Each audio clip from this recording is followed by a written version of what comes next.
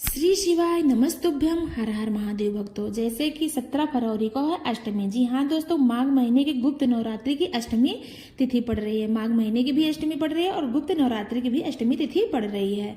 तो अष्टमी तिथि पर किए जाने वाले कुछ विशेष उपाय हैं और बहुत सरल सा उपाय है जिसको पंडित जी गुरु जी प्रदीप मिश्रा जी ने बताया है।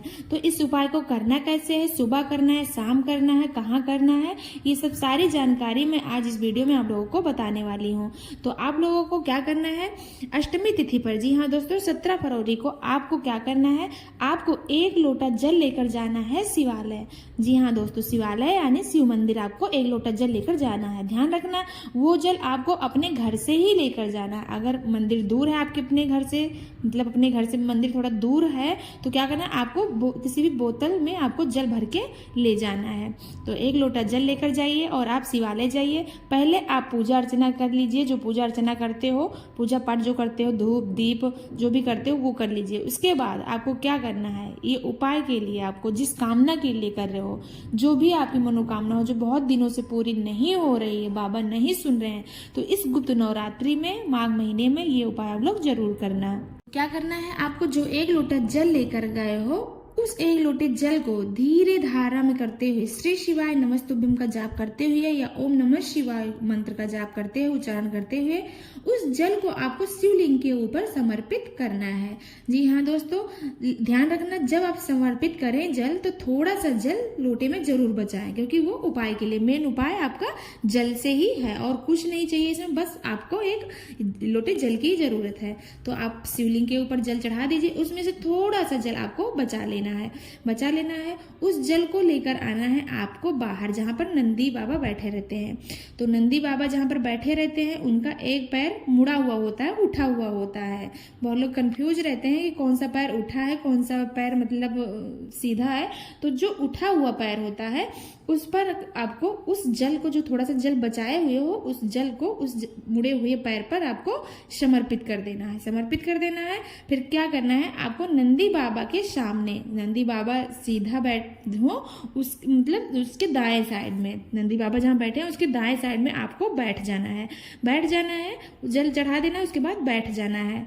उसके बाद क्या करना है आपको, अपनी आंख मतलब अपने मन में अपना नेत्र ढक लीजिए, आंख बंद कर लीजिए। उसके बाद जो नंदी का दायां कान होता है, राइट साइड का कान होता है, जी हाँ दोस्तों कान बोल रहे हैं, कान होता है, उसमें आपको अपनी मन की कामना बोलते हुए, जो आपकी मनोकामना बहुत दिनों से नहीं पूरी हो रही है, उसको कहते हुए आपको नंदी बाबा के कान में सुयसा का नाम लेकर, जी हाँ दोस्तों किसका, सुरेशा का नाम लेकर अपनी मन की कामना को नंदी बाबा के कान में बोल देना है। इतना तेज भी नहीं बोलना, ना बहुत धीरे ही बोलना है, ना मन में ही बोलना है, बस बहुत धीरे ही बोलना है ताकि वो आवाज समझ लो आप भी ना सुन पाए, बस नंदी बाबा के कान तक ही जाना चाहिए। सुयसा का नाम लेकर अपनी मन की कामना बोल दो और 3 महीने के अंदर, 3 महीने से 3.5 महीने के अंदर जो भी आपकी मनोकामना बहुत दिनों से पूरी नहीं हो रही है वो 3 महीने तक आपकी मनोकामना पूर्ण हो जाएगी। ये उपाय पंडित जी बहुत पहले ही अपनी कथा में बता चुके हैं, लेकिन जो लोग इस उपाय को नहीं किए हैं तो इस गुप्त नवरात्रि माघ महीने में 17 फरवरी को जरूर करें अष्टमी तिथि पर। तो जो भी आपकी मनोकामना पूरी नहीं हो रही वो मनोकामना बहुत शीघ्र आपकी पूरी हो जाएगी। ध्यान रखना ये उपाय आपको सुबह सुबह करना है, ये नहीं दोपहर या शाम के समय प्रदोष काल में। ये उपाय आपको सुबह सुबह ही करना है, प्रातः काल ही करना है। सुबह ये उपाय कर लेते हो तो बहुत अच्छा माना जाता है। तो ये उपाय आप सुबह ही करना, क्योंकि जल चढ़ाने वाली बात है तो आप लोग जल चढ़ाने वाली जो उपाय है वो आपको सुबह ही करना है। दूसरा उपाय, मान लो आपके घर में धन की कमी है, घर में बरकत नहीं हो रही है, पैसों की तंगी मची हुई है, तो आपको ये भीष्मा अष्टमी पर, यानी जो भीष्मा अष्टमी है, गुप्त नवरात्रि है माघ महीने की, उस दिन 17 फरवरी को आपको जरूर करना है। जी हाँ दोस्तों, 17 फरवरी दिन शनिवार पड़ रहा है, भीष्मा अष्टमी है जो माघ महीने की गुप्त नवरात्रि की अष्टमी भी है।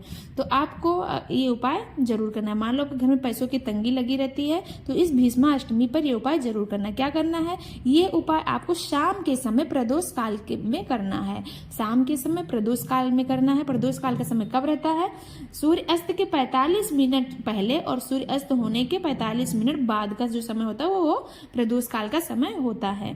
तो क्या करना है, इस प्रदोष काल के समय में आपको एक दीपक तैयार करना है। दीपक आपका मिट्टी का होना चाहिए। अब मिट्टी का दीपक आपका तैयार हो गया। अब उसमें आप गोल बाती भी रख सकते हो, क्योंकि शंकर जी के नाम से भी दीपक जलाना है, और लंबी बाती भी लगा सकते हो, क्योंकि माँ लक्ष्मी को प्राप्त करना है, लक्ष्मी जी को प्रसन्न करना है। तो इसमें कोई भी बाती आप लगा सकते हो, चाहे गोल बाती लगा लो इस दीपक में और चाहे लंबी बाती लगा लो।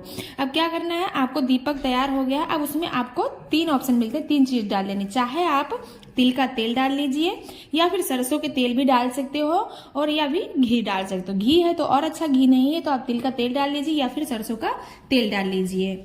उसके बाद आपको इस दीपक को लेकर जाना है शाम के समय प्रदोष काल में पीपल पेड़ के नीचे। पीपल का पेड़ ध्यान रखना बड़ा होना चाहिए, बड़े से पीपल के पेड़ के नीचे आपको जाना है, और उस दीपक को माँ लक्ष्मी, माँ भगवती का नाम लेकर आपको माँ भगवान विष्णु का नाम लेते हुए उस दीपक को प्रज्वलित कर देना है, जला देना है।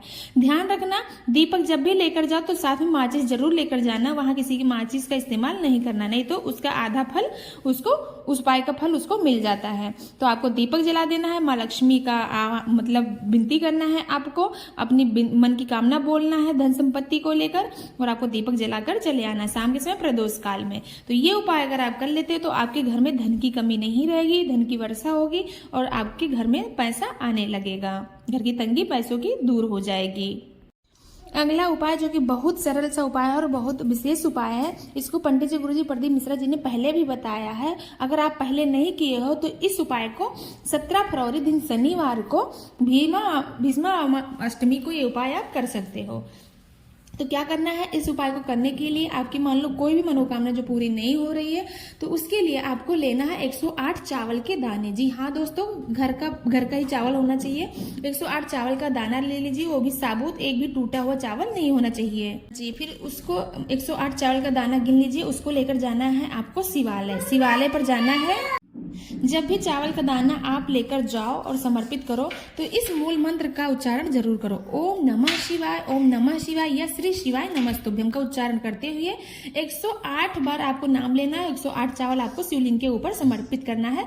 जो लास्ट वाला चावल बचे, 8वां चावल, 108वां चावल, उसको अपनी मन की कामना बोलते हुए और शिवलिंग के ऊपर आपको चावल को समर्पित कर देना। जो भी आपकी मनोकामना हो वो शिव भोले भंडारी बहुत शीघ्र पूरा कर देंगे। तो आज था ये कुछ विशेष उपाय जो कि गुरुजी पंडित जी पूज्य प्रदीप मिश्रा जी द्वारा बताया गया। इसको आप कर लेते तो आपकी मनोकामना बहुत शीघ्र ही पूर्ण हो जाती है। तो आप लोगों को उपाय समझ में आया हो तो वीडियो को लाइक करें, चैनल को सब्सक्राइब करें, कमेंट में श्री शिवाय नमस्तुभ्यम हर हर महादेव जरूर लिखें। ओम नमः शिवाय भक्तों।